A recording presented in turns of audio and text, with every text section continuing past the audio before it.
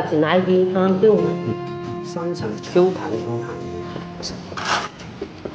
有混没？有到店里家。啊，一个混到的按我上一家。就蒸一些糕点也行啊。怎么样？蒸一下，一下就。啊，红豆。这个已经泡了5个小时的小红豆，放到锅上面蒸。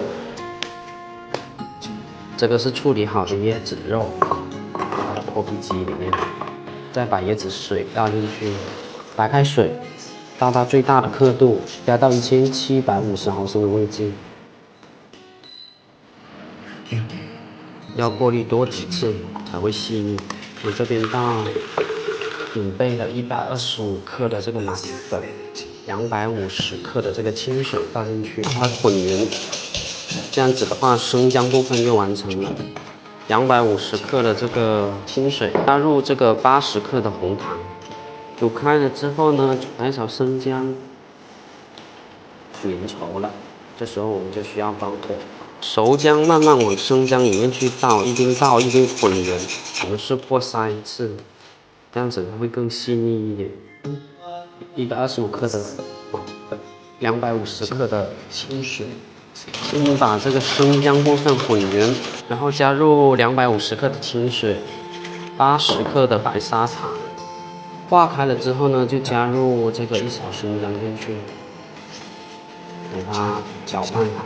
这时候一边搅拌，一边把这个熟姜倒进去，给它们混匀，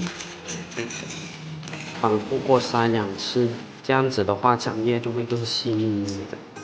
125克的马蹄粉，250克的这个椰浆，把它混匀。250克的椰浆倒到里面去，80克的白砂糖，已经煮开了。煮开了之后，我们就加入1勺生姜进去，这时候稍微有点粘稠了，那这个就是熟姜。关火，这熟姜就一点一点的倒入到生姜里面去，给它混合均匀。红豆蒸了30分钟，熟了。模具里面刷上一些玉米油，然后准备好了3种的这个姜叶。首先这个是黄姜，盖上锅盖。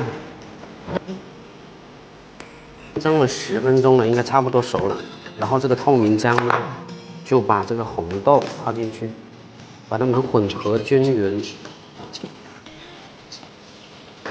盖上锅盖，蒸了10来分钟了，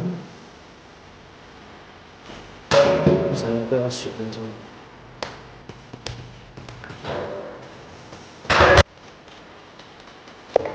放凉就可以吃，就已经凝固好了，把它切掉。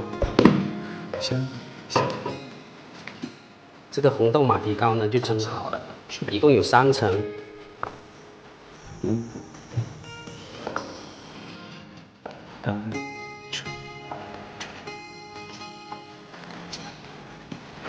我làm tốt à ngon được là người tốt có xạo cha mèo nuôi không đó bài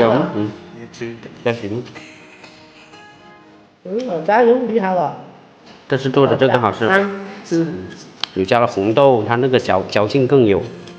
这块能吃得完不？吃完今晚不用干饭了。